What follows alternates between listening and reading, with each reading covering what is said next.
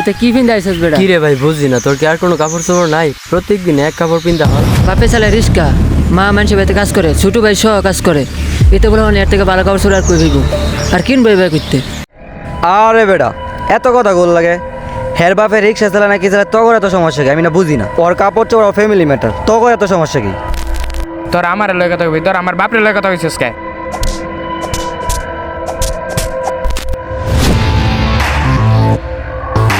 তোর আরেকদিন পায়ালই।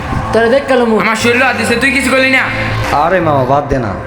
মামা কালকে কথা ভুলা যা, যাওয়ার হয়েছে বাদ দে সব। বাদ দিমু মানে তুই ফোন কাট, তুই ফোন কাট। এখন তো চাইতেছিস কি? আমার অপমান করছে, তারপরে তুই কিছু কইছিস না। আমার মারছে পর্যন্ত, তারপরে তুই কিছু কইছিস না। তখন লগে চলা বাদ দিমু, তোরা সব বন্ধুই স্বার্থপর। এখন তো কি চাস?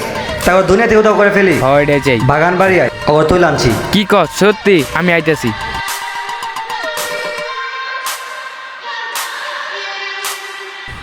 এবারের মতো মাফ করে দে।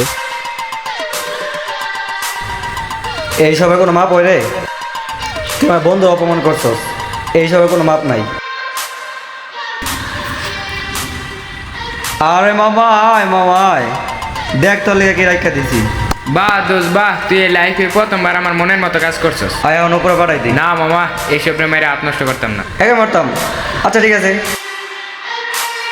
তোর সময় শেষ, টাইম ইজ ওভার।